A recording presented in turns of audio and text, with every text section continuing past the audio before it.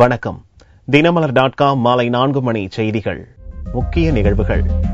காஷ்மீரில் மீண்டும் மழை துவங்கியதால் மீட்பு பணியில் சிக்கல். திங்களன்று மழை தொடரும் என்று அறிவிக்கப்பட்டதால் பொதுமக்கள் அச்சம். இந்திய எல்லைக்குள் 500 மீட்டர் ஊடுருவி கூடாரம் அமைத்தது சீனா. லடாக் எல்லையில் பரபரப்பு. நெஞ்சிரிந்த லாரிக்குள் புகுந்தது கார். ஒரே குடும்பத்தைச் சேர்ந்த 3 பெண்கள் உட்பட 6 பேர் பரிதாப பலி. விரிவான செய்திகள். கடந்த 5 நாட்களாக வானம் தெளிவாக இருந்த காஷ்மீரில் ஞாயிறன்று மீண்டும் மழை கொட்ட துவங்கியது. ஏற்கனவே வெள்ளத்தில் சிக்கி தத்தளிக்கும் மக்கள் புதுமழை பொழிவால் வீதியில் உறைந்து போயுள்ளனர். ஜம்மு காஷ்மீரில் இம்மாத துவக்கத்தில் 1 வாரத்துக்கும் மேலாக பேய் மழை கொட்டி தீர்த்தது. 100 ஆண்டுகளில் இல்லாத அளவுக்கு பெய்த தொடர் மழையால் ஏற்பட்ட வெள்ளம், நிலச்சரிவு ஆகியவற்றில் சிக்கி இதுவரை 230 பேர் பலியாயினர். கடந்த 5 நாட்களாக மழை விட்ட நிலையில் வானம் தெளிவாக காணப்பட்டதால் மீட்பு பணியில் முப்படையினரும் தேசிய பேரிடர் மீட்பு படையினரும் துரித கதியில் ஈடுபட்டு வந்தனர். இன்னும் கிட்டத்தட்ட 1.5 லட்சம் பேர் வெள்ளம் சூழ்ந்த பகுதிகளில் சிக்கி கிடக்கும் நிலையில் ஞாயிறன்று அதிகாலை முதலே ஸ்ரீநகர் மற்றும் ஜம்மு மண்டலங்களில் மழை கொட்ட துவங்கியது. காலை 9 மணி வாக்கில் மழை தீவிரமடைய துவங்கியதால் வான்வழி மீட்பு பணிகள் பாதிக்கப்பட்டன. 1 மணி நேரத்தில் மழை விட்டதும் ஹெலிகாப்டர்கள், விமானங்கள் மூலம் மீட்பு பணிகள் துவங்கின. அதே நேரத்தில் வெள்ளத்தில் சிக்கியவர்களை படகுகள் மூலம் மீட்கும் பணி தொடர்ந்து தங்கு தடையின்றி நடந்து வருகிறது. ஞாயிறன்று திடீரென மழை பெய்ய துவங்கியதால் ஏற்கனவே வெள்ளத்தில் சிக்கி தத்தளித்து வரும் மக்கள் கடும் அச்சத்தில் உறைந்து போயுள்ளனர். ஞாயிறு மட்டுமின்றி திங்கட்கிழமையும் மழை பெய்யக்கூடும் என்று வானிலை ஆய்வு மையம் அறிவித்துள்ளதால் புதிதாக பல இடங்களில் வெள்ளப்பெருக்கு ஏற்படக்கூடும் என்ற அச்சமும் நிலவுகிறது. வீடுகளில் வெள்ளம் புகுந்த நிலையில் சாலையில் டென்ட் போட்டு குடியிருந்து வரும் பல்லாயிரக்கணக்கான மக்களுக்கு புதிய சிக்கல் ஏற்பட்டுள்ளது. மழை வெள்ளத்தால் மாநிலத்தில் தொழில்கள் முற்றிலும் முடங்கியுள்ளதால் காஷ்மீருக்கு தொழில் வருவாய் வகையில் 5700 கோடி ரூபாய் இழப்பு ஏற்பட்டுள்ளதாக தொழில் அமைப்பான அசோசாம் தெரிவித்துள்ளது.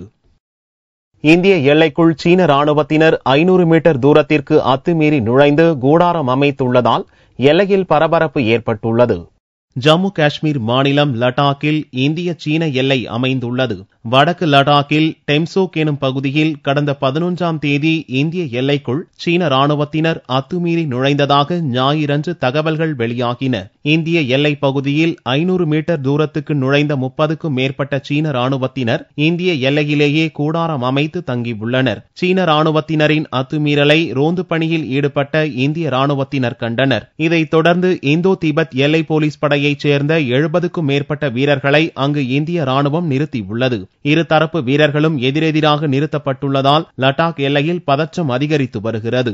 கடந்த மாதமும் லடாக்கில் இந்திய எல்லைக்குள் 25 கிலோமீட்டர் தூரத்துக்கு சீன ராணுவத்தினர் ஊடுருவினர் என்பதும் 2014ஆம் ஆண்டில் மட்டும் இந்திய எல்லைக்குள் சீன ராணுவத்தினர் 334 முறை ஊடுருவியுள்ளனர் என்பதும் குறிப்பிடத்தக்கது. இந்தியாவுக்கு முதல் முறையாக செப்டம்பர் 17ஆம் தேதி வருகை தரவுள்ள சீன அதிபர் ஷி ஜின்பிங் அகமதாபாத்தில் பிரதமர் நரேந்திர மோடியை சந்திக்கிறார். அப்போது சீன ராணுவத்தின் தொடரும் ஊடுருவலுக்கு இந்தியா கடும் எதிர்ப்பை பதிவு செய்யும் என்று எதிர்பார்க்கப்படுகிறது. சாலையோரம் நின்று கொண்டிருந்த லாரி மீது கார் மோதியதில் ஒரே குடும்பத்தைச் சேர்ந்த 6 பேர் பரிதாபமாக பலியாகினர். திருச்சி மாவட்டம் லால்குடி அருகே சிறுமாயன்குடி தாலுகா காட்டூரைச் சேர்ந்த வெங்கடாச்சலம் கீதா தம்பதியினர் கொடைக்கானலில் உள்ள தங்களது மகன் ஸ்ரீராமை பார்ப்பதற்காக காரில் வந்துள்ளனர். வெங்கடாச்சலம், அவரது மனைவி கீதா, மகன் பாலாஜி, உறவினர்கள் சாந்தி, மோகன், பானு உள்ளிட்ட 6 பேருடன் திருச்சியில் இருந்து கொடைக்கானலுக்கு வந்து கொண்டிருந்தனர். அப்போது திண்டுக்கல் திருச்சி தேசிய நெடுஞ்சாலையில் தாமரைப்பாடி அருகே சாலையில் ஓரத்தில் நின்று கொண்டிருந்த லாரி மீது ஓட்டுநரின் கட்டுப்பாட்டை இழந்த கார் பயங்கரமாக மோதியது. அப்பளம் போல் நொறுங்கிய கார் லாரியின் உள்ளே 5 அடி அளவுக்கு புகுந்திருந்தது. இவ்விபத்தில் சம்பவ இடத்திலேயே 6 பேரும் பலியாகினர். லாரிக்கு அடியில் அனைவரும் சிக்கியிருந்ததால் தீயணைப்பு படையினரின் உதவியோடு பிரேதங்கள் மீட்கப்பட்டன. உடல் உறுப்புகள் துண்டாகும் அளவுக்கு கோர விபத்து நிகழ்ந்திருந்தது. பிரேத பரிசோதனைக்காக உடல்களை திண்டுக்கல் அரசு தலைமை மருத்துவமனைக்கு அனுப்பி வைத்துள்ள போலீசார் விபத்து குறித்து விசாரணை மேற்கொண்டுள்ளனர். உத்தரகாண்டில் ஓடும் நீரோடையில் பேருந்து பாய்ந்து விபத்துக்குள்ளானதில் பெண்கள் உட்பட 17 பேர் பரிதாபமாக இறந்தனர். 16 பேர் பலத்த காயமடைந்தனர். உத்தரகாண்ட் மாநிலத்தில் உள்ள புனித நகரான ஹரித்வாரில் இருந்து சாமோலி மாவட்டத்தில் உள்ள கர்னா பிரயாக் எனும் பகுதிக்கு 33 பயணிகளுடன் பேருந்து சென்று கொண்டிருந்தது. தெஹ்ரி மாவட்டத்தில் மலைப்பாதையில் உள்ள பாலம் ஒன்றில் சென்றபோது இன்னொரு வாகனத்தை முந்திச் செல்ல டிரைவர் முயன்றார். அப்போது கட்டுப்பாட்டை இழந்த பேருந்து 300 அடி பள்ளத்தாக்கில் பாய்ந்தது. பள்ளத்தாக்கில் ஓடும் நீரோடையில் பேருந்து மூழ்கியதில் பெண்கள் உட்பட 17 பயணிகள் பரிதாபமாக இறந்தனர். பலத்த காயமுற்ற 16 பேர் அண்டை மாவட்ட மருத்துவமனையில் சேர்க்கப்பட்டுள்ளனர்.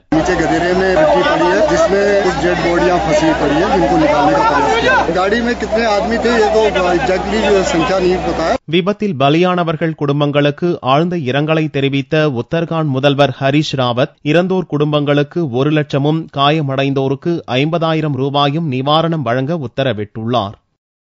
கோவை மேயர் தேர்தலில் அதிமுகவினர் பணப்பட்டுவாடா செய்ய முயன்றதாக பாரதிய ஜனதா கட்சியினர் திரண்டதால் பரபரப்பு ஏற்பட்டது. உரிய நடவடிக்கை எடுக்க அமைச்சர் ராதாகிருஷ்ணன் வலியுறுத்தியுள்ளார். கோவை மாவட்டம் கவுண்டம்பாளையம் பகுதியில் அமைந்துள்ள வீட்டு வசதி வாரிய குடியிருப்பு பகுதியினருக்கு அதிமுகவினர் பணப்பட்டுவாடா செய்வதாக ஞாயிறன்று தகவல் பரவியுள்ளது. இதை அறிந்த பாரதிய ஜனதா கட்சியினர் அவ்விடத்திற்கு வந்தனர். தாங்கள் வருவதற்கு முன்னரே அதிமுகவினர் தப்பி ஓடிவிட்டதாகவும் தேர்தல் அதிகாரிகளுக்கு புகார் தெரிவித்தும் வரவில்லை என்றும் பாரதிய ஜனதா கட்சியினர் குற்றம் சுமத்தினர். இதைத் தொடர்ந்து அப்பகுதியினரிடையே பாரதிய ஜனதா கட்சியினர் வாக்குவாதத்தில் ஈடுபட்டு கைகலப்பும் உண்டானது.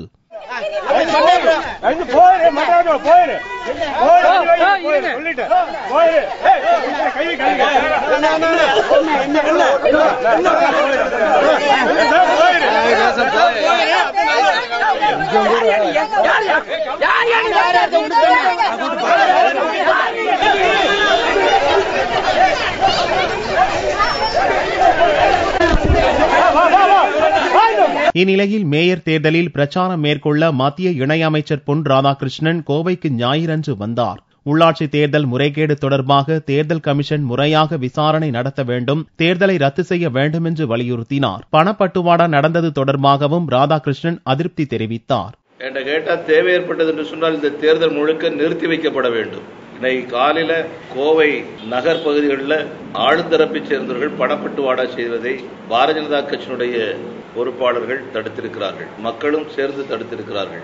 பணப்பட்டுவாடா செய்யப்பட்டது வீடியோ மூலமாக பதிவு செய்யப்பட்டிருக்கிறது. காவல்துறை புகார் கொடுக்கப்பட்டிருக்கிறது. காவல்துறை எந்த நடவடிக்கையும் எடுக்கும் என்கின்ற நம்பிக்கை எனக்கு இல்லை. ஆகவே ஜனநாயகத்தை கேள்விக்குரியதாக மாற்றி ஒரு தேர்தல் நடைபெறுவது என்று சொன்னால் அது எந்த வகையில் சரியாக இருக்க முடியும் என்று எனக்கு புரியவில்லை. தமிழக மீனவர்கள் பிரச்சினையில் மத்திய அரசு உரிய தீர்வு காண முயற்சிகள் மேற்கொண்டு வருவதாகவும் ராதாகிருஷ்ணன் உறுதியளித்தார்.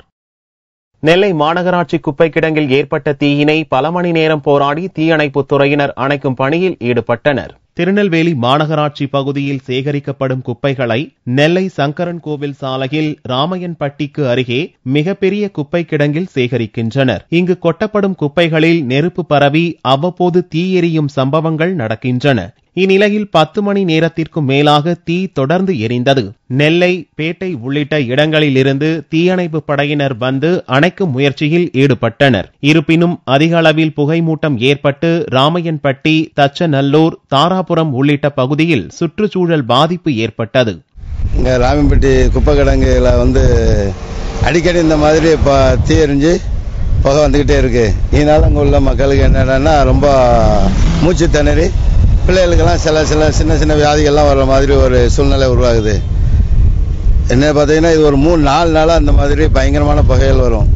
மூச்சு அங்கேருந்து வரும்போது இப்போ நம்ம கார்லயோ பைக்லயோ வரும்போது அப்படியே மூச்சு திணறல் இந்த புகைனால இந்த சுற்றி உள்ள மக்களுக்கு எல்லாத்துக்குமே இதனால சில நோய்கள்லாம் பரவதுக்குள்ள வாய்ப்புகள் இருக்கு. இந்த மாதிரி புகைகள் வராமல் இருக்கிறதுக்கு ஏதாவது தடுக்கிறதுக்கு ஒரு வழி பண்ணணும்.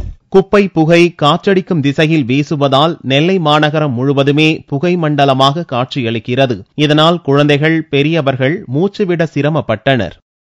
வெயிட்டேஜ் முறை ரத்து உள்ளிட்ட பல்வேறு கோரிக்கைகளை வலியுறுத்தி கல்வித்துறை செயலாளர் வீட்டை முற்றுகையிட முயன்ற பட்டதாரி ஆசிரியர்கள் கைது செய்யப்பட்டனர். ஆசிரியர் தகுதி தேர்வில் பெற்ற மதிப்பெண் அடிப்படையில் பணி நியமனம், வெயிட்டேஜ் முறை ரத்து, தற்போது தேர்ச்சி பெற்றுள்ள பட்டதாரி மற்றும் இடைநிலை ஆசிரியர்களுக்கு பணி நியமனம் வழங்கும் வரை ஆசிரியர் தகுதி தேர்வு நடத்தக்கூடாது என்பன உள்ளிட்ட பல்வேறு கோரிக்கைகளை வலியுறுத்தி 22 நாட்களுக்கும் மேலாக பட்டதாரி ஆசிரியர்கள் பல்வேறு கட்ட போராட்டங்களில் ஈடுபட்டு வருகின்றனர். இந்நிலையில் ஞாயிறன்று கல்வித்துறை செயலாளர் சபீதா வீட்டை முற்றுகையிட கோயம்பேடு பேருந்து நிலையம் அருகே இவர்கள் திரண்டனர். போலீசார் கலைந்து செல்லும்படி கூறிய போது சாலையில் அமர்ந்து திடீர் ஆர்ப்பாட்டத்தில் பட்டதாரி ஆசிரியர்கள் ஈடுபட்டனர். இதனால் ஆர்ப்பாட்டத்தில் ஈடுபட்டவர்களை போலீசார் கைது செய்து வேனில் ஏற்றிச் சென்றனர். இப்ப நாங்க வந்து டெட் மதிப்பெண் 90க்கு மேல நாங்க எடுத்துருக்கோம் சார். ஆனா எங்களுக்கு வந்து இப்ப வேலை கிடைக்கிறாங்க சார். நாங்க வந்து 1 வருஷம் ஆகுதுங்க சார் நாங்க வெரிஃபிகேஷன் முடிச்சிட்டு. ஆனா வந்து இப்போ 88, 89 எடுத்தவங்களுக்கு வேலை கிடைக்குதுங்க சார். அந்த வெயிட்டேஜ் ரத்து செய்ய சொல்றாங்க சார். நாங்க 12th எப்ப 10 வருஷத்துக்கு முன்னாடி நாங்க 12th படிச்சோங்க சார். டிகிரி வந்து 10 வருஷம் ஆகுதுங்க சார். இப்ப இருக்கிற எஜுகேஷன் சிஸ்டம் அப்ப இருக்கிற எஜுகேஷன் சிஸ்டம் வேறங்க சார். இப்ப வந்து இதெல்லாம் பாக்கும்போது நாங்க அடி வாங்குறோங்க சார். 118 மார்க் எடுத்துருக்கோங்க சார். நாங்கெல்லாம் இப்ப வந்து தெருவில் உட்கார்ந்துட்டு இருக்கோங்க சார். மார்க் எங்களுக்கு வேலை கிடைக்காம. போலீசார் கைது நடவடிக்கையின் போது தள்ளுமுள்ளு ஏற்பட்டதால் சிறிது நேரம் சலசலப்பு காணப்பட்டது. பல்வேறு கோரிக்கைகளை வலியுறுத்தி திருச்சியில் விவசாயிகள் மேற்கொண்டுள்ள உண்ணாவிரத போராட்டம் 10வது நாளாக நீடித்துள்ளது. திருச்சியில் தமிழக பாரதிய கிசான் சங்கத்தைச் சேர்ந்த 100க்கும் மேற்பட்ட விவசாயிகள் தொடர் உண்ணாவிரத போராட்டத்தில் ஈடுபட்டு வருகின்றனர். செப்டம்பர் 5ஆம் தேதி துவங்கிய போராட்டம் ஞாயிறன்று 10வது நாளாக நீடித்துள்ளது. தினந்தோறும் விதவிதமான போராட்டம் நடத்தி வரும் விவசாயிகள் ஞாயிறன்று ஆதிவாசி போல இலைகளை கட்டிக்கொண்டு போராட்டத்தில் ஈடுபட்டனர். கடந்த 10 நாட்களாக பாரதிய கிசான் சங்கத்தின் மூலமாக தமிழகத்தை வறட்சி மாநிலமாக அறிவித்து உரிய நஷ்டஈடு கொடுக்க வேண்டும், லாபகரமான விலையை கொடுக்க வேண்டும், தேசிய நதிகளை இணைக்க வேண்டும், அதுவரை விவசாயிகள் வாங்கிய கடனை தள்ளுபடி செய்ய வேண்டும், கரும்புக்கு டன்னுக்கு 3500, நிலுவத்தொகை 300 ரூபாயும் கொடுக்க வேண்டும், நெல்லுக்கு லாபகரமான விலை தர வேண்டும். லாபகரமான விலை கொடுக்காதனால விவசாயம் எல்லாம் இன்னைக்கு பிச்சைக்காரன் தொலைக்கு வந்துட்டாங்க. எங்க வேஷ்டி சட்டையெல்லாம் அவுத்துக்கிட்ட மாதிரி அவுத்து விட்டாங்க. தினந்தோறும் ஒவ்வொரு விதமாக போராட்டத்தில் ஈடுபட்டு வரும் விவசாயிகள் 14 நாட்கள் உண்ணாவிரத போராட்டம் நடத்தப் போவதாக அறிவித்துள்ளனர். சொட்டு நீர் பாசனத்தின் மூலம் நெல்லிக்காய் சாகுபடி செய்து வரும் தஞ்சை மாவட்ட விவசாயி மதிப்பு கூட்டு பொருளாக மாற்றியமைக்க கோரிக்கை விடுத்துள்ளார். தஞ்சை மாவட்டம் குறுங்குளம் பகுதியில் ஆற்று பாசனம் இல்லாததால் நிலத்தடி நீரை நம்பியே விவசாயிகள் உள்ளனர். ஆரம்பத்தில் நெல், கரும்பு சாகுபடி செய்து வந்த விவசாயிகள் தற்போது படிப்படியாக மாற்று பயிருக்கு மாறி உள்ளனர். தோட்டக்கலைத்துறை உதவியுடன் குறைந்த செலவில் சொட்டு நீர் பாசனத்தில் நெல்லிக்காய் சாகுபடியில் ஈடுபட்டுள்ளனர். ஆண்டுக்கு 2 முறை காய் காய்த்து 8 டன் வரை நெல்லிக்காய்கள் சாகுபடியாவதால் விவசாயிகள் மகிழ்ச்சி அடைந்துள்ளனர். வேளாண் பொருட்களை மதிப்பு கூட்டு பொருட்களாக மாற்றி விற்பனை செய்யும் வாய்ப்பை அரசு ஏற்படுத்தி தர வேண்டும் என்று விவசாயிகள் கோரிக்கை விடுத்துள்ளனர். நெல்லி ஒட்டு ரக நெல்லியை சாகுபடி பண்ணிட்டு இருக்கேன். நெல்லி கண்ணு வச்சு ஒரு 2 வருஷத்துல இருந்து காய்க்க ஆரம்பிக்கும். இப்போ இதுக்கு நான் சொட்டு நீர் பாசனம் போட்டிருக்கேன். சொட்டு நீர் பாசனம் போட்டிருக்கிறதுனால எனக்கு தண்ணி சிக்கனமா இருக்குது, உரச்செலவு மற்றதெல்லாம் சிக்கனமா இருக்கு. ஒரு ஏக்கருக்கு கிட்டத்தட்ட ஒரு 6 டன்னு நெல்லிக்காய் காய்க்கும். குறைஞ்ச அளவு மினிமம், சில பேர் பார்த்தீங்கன்னா 10 டன் கூட சொல்லுவாங்க. குறைஞ்ச அளவு 6 டன் காய்க்கும். 6 டன்னு ஒரு 25,000 ரூபா அந்த ரேச்சு குத்துச்சுன்னா ஒரு 1,50,000 லட்சம் ரூபாய்க்கு விற்கிறதுக்கு வாய்ப்பு இருக்கு. தயார் பண்ணுறதுக்கு தஞ்சாவூர் ஐஐசிபியில் ட்ரைனிங் சென்டராக இருக்கு.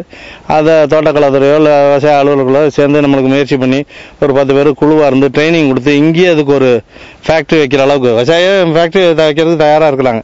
அவங்களுக்கு முழு அளவுக்கு ட்ரைனிங் கொடுத்து இந்த ஃபேக்டரியை வச்சு இது பண்ணி தயார் பண்ணி மதிப்பு கூட்டின பொருளாக விற்றா இந்த 1 லட்சம் லாபங்கிறது 2 லட்சம் அளவுக்கு லாபம் இருக்கிற அளவுக்கு இது ஒரு நல்ல பயிர், வறட்சியை தாங்கி வளரக்கூடிய பயிர். நீர் பற்றாக்குறை, மின் தட்டுப்பாடு என்றுள்ள சூழ்நிலையில் நெல்லிக்காய் சாகுபடி ஆறுதல் தருவதாக விவசாயிகள் தெரிவித்துள்ளனர். திருமணத்திற்கு முன் மருத்துவ பரிசோதனை நடத்துவது தொடர்பாக மதுரை உயர்நீதிமன்ற கிளை பல்வேறு தரப்பினரிடம் கருத்து கேட்டது. தேனி மாவட்டத்தைச் சேர்ந்த மாப்பிள்ளைக்கும் ஸ்ரீரங்கம் மணப்பெண்ணுக்கும் கடந்த 2013 திருமணம் நடந்த நிலையில் மாப்பிள்ளைக்கு ஆண்மை இல்லை என்று தெரிய வந்துள்ளது. இது தொடர்பாக பெண் வீட்டார் வழக்கு தொடர்ந்த நிலையில் அதற்கு தடை கோரி மாப்பிள்ளை வீட்டார் மனு தாக்கல் செய்தனர். மதுரை உயர்நீதிமன்ற கிளையில் இவ்வழக்கை விசாரித்த நீதிபதி என் கிருபாகரன் இதுபோன்ற வழக்குகள் அதிகரித்துள்ள நிலையில் திருமணத்திற்கு முன்னரே மருத்துவ பரிசோதனை ஏன் செய்யக்கூடாது என்று கேள்வி எழுப்பினார். மேலும் செப்டம்பர் 13ஆம் தேதி இது தொடர்பாக பொது கருத்து கேட்புக்கும் அழைப்பு விடுத்தார். இதன்படி சனிக்கிழமை அன்று சிறப்பு விசாரணை நடந்தது. இதில் பல்வேறு தரப்பினர் தங்களது கருத்துக்களை தெரிவித்தனர். இந்த பாலியல் ரீதியான குறைபாடுகள் தொடர்பா நிறைய வழக்குகள், விவாகரத்து வழக்குகள் நிறைய தமிழகத்தில் இருக்கிற காரணத்தினால மதுரை உயர்நீதிமன்றத்தில் இந்த பாலியல் தொடர்பான இந்த குறைபாடுகளுக்கு முன்பாகவே, திருமணத்துக்கு முன்பாகவே கண்டுபிடிச்சு அதுக்கு அந்த திருமணத்துக்கு முன்பாக அந்த குறைபாடுகளை கண்டுபிடிச்சு அதுக்கு பிறகுதான் திருமணத்தை பதிவு செய்யணும் அப்படி என்றது தொடர்பாக இன்னைக்கு ஒரு ஆரோக்கியமான விவாதம் இன்னைக்கு நடந்துட்டு இருக்கு. இது மற்ற மேலை நாடுகளில், குறிப்பாக பிரான்ஸ் போன்ற நாடுகளில் திருமணத்துக்கு முன்னாடி கட்டாயமாக மருத்துவ சான்று பெற்ற பிறகுதான் அந்த திருமணத்தை வந்து பதிவு செய்ய முடியும். ஒரு பிளட் சர்டிஃபிகேட்டு, பிளட் டெஸ்ட்டு, அதே மாதிரி கவுன்சிலிங் எல்லாம் பண்ண பிறகுதான் அங்கே வந்து திருமணத்தை பதிவு செய்ய முடியும். எல்லா திருமணத்திற்கு முன்னால் வந்து அவங்களுக்கு ஒரு ப்ரீமரைட்டல் கவுன்சிலிங் கொடுத்தோம்னா நல்லா இருக்கும் அப்படின்னு சொல்லியிருக்கிறேன். ஏன்னா இந்த ப்ரீமரைட்டல் கவுன்சிலிங் கொடுக்கும் போது என்னன்னு கேட்டீங்கன்னா ஒருத்தரோட மனப்பான்மையை புரிஞ்சுக்கிடக்கூடிய நம்மளுக்கு திறமை உண்டு. அதே மாதிரி வந்து அவங்களுக்கு எதுவும் குறைபாடுகள் இருந்தால் அந்த ஆரம்பத்திலே வந்து கண்டுபிடிச்சி அது தீர்க்கக்கூடிய நிலைமை உண்டு. ஏன்னா இது வந்து ரொம்ப முக்கியமான ஒரு சமுதாய பிரச்சனை. அதனால நீதிமன்றத்தில் நாங்கள் வச்சிருக்க கோரிக்கை என்னன்னு கேட்டீங்கன்னா ஒரு கமிட்டி அமைச்சு இந்த பிரச்சனையை நல்ல தீர ஆராய்ந்து ஒரு ரெக்கமெண்டேஷன் மாதிரி வந்துட்டு ஒரு 2 மாதத்துக்குள்ள கொடுத்து அதை வந்து நீதிமன்றத்தில் சப்மிட் பண்ற மாதிரி நீங்க வந்து ஒரு உத்தரவு போடணும்னு சொல்லி நான் கோரிக்கை வச்சிருக்கிறேன். பல்வேறு தரப்பினரின் கருத்துக்களை கேட்ட நீதிபதி கிருபாகரன் வழக்கு விசாரணையை செப்டம்பர் 18ஆம் தேதிக்கு ஒத்திவைத்தார். இது தொடர்பாக மாநில அரசு அறிக்கை தாக்கல் செய்யவும் உத்தரவிட்டுள்ளார். தங்கத்தின் விலையில் ஞாயிற்றுக்கிழமை அன்று மாற்றமில்லை. 1 சவரன் தங்கம் 20,416 ரூபாய்க்கு விற்பனையானது. 1 கிராம் ஆபரண தங்கம் 2,552 ரூபாயாக இருந்தது. வெள்ளி 1 கிராம் 43 ரூபாய் 60 காசுகளுக்கு விற்பனையானது. பார்வெள்ளியின் விலை 40,745 ரூபாயாக இருந்தது. சென்னையில் துவங்கிய சர்வதேச நாய்கள் கண்காட்சியில் பல்வேறு இனங்களைச் சேர்ந்தவை பார்வையாளர்களை கவர்ந்தன. மெட்ராஸ் கெனைன் கிளப் சார்பில் சர்வதேச நாய்கள் கண்காட்சி சென்னை நந்தனம் OMCA மைதானத்தில் வெள்ளியன்று துவங்கியது. முதல் நாளில் German shepherd, Doberman, great Danes, Rottweilers உள்ளிட்ட இனத்தைச் சேர்ந்தவை பங்கேற்றன. வேகமாக ஓடுதல், பந்தை தாவி பிடித்தல், கட்டளைக்கு ஏற்ப நடந்து கொள்ளுதல் உள்ளிட்ட பல்வேறு கட்டளைகளுக்கு கீழ்ப்படிந்து நாய்கள் நடந்து கொண்டன. சுறுசுறுப்பு, கண்காணிப்பு, பராமரிப்பு உள்ளிட்டவற்றை கணக்கில் கொண்டு சிறந்த நாய்கள் தேர்ந்தெடுக்கப்பட்டன. 2வது நாளாக சனிக்கிழமையன்று 50 இனங்களுக்கும் மேற்பட்ட நாய்கள் கண்காட்சியில் பங்கு பெற்றன. சிகை அலங்காரத்தில் வந்திருந்த நாய்கள் பார்வையாளர்களை பெரிதும் கவர்ந்தன. பல்வேறு சாகசங்களை செய்த செல்ல பிராணிகள் தங்களது அசாத்திய திறமைகளால் பார்வையாளர்களை பரவசப்படுத்தின. நான் இந்த நாய் கண்காட்சிக்கு வந்து ஃப்ரெண்ட்ஸோட வந்திருக்கேன். சூப்பரா இருக்கு இந்த டாக்ஸ் எல்லாம். நாய்ங்க வந்து பாத்துக்கிறதுன்ட்டு ஒரு ஆர்ட்டுங்க. பிகாஸ் ஒரு நாய்க்கு அவ்வளவு அழகா ஷாம்பு பண்ணி, பிரஷ் பண்ணி, பவுடர் போட்டு ரொம்ப அழகா பாத்துக்கிறாங்க. So God bless them. And நம்ம எல்லாம் வீட்டுல பெட்ஸ் வச்சுக்கிறவங்க எல்லாம் வந்து நல்லா பாத்துக்கோங்க, அடிக்காதீங்க நாய்ங்க. பிகாஸ் மேன்ஸ் பெஸ்ட் ஃப்ரெண்ட்னா டாக்ஸ் சொல்லுவாங்க. Look after your dogs. கடைசி நாளான ஞாயிறன்று நடைபெறும் இறுதி நாள் நிகழ்ச்சியில் மிகச்சிறந்த நாய்களுக்கு பரிசுகளும் பாராட்டுச் சான்றிதழ்களும் வழங்கப்பட உள்ளன. மீண்டும் செய்திகள் இந்திய நேரப்படி இரவு 8 மணிக்கு. வணக்கம்.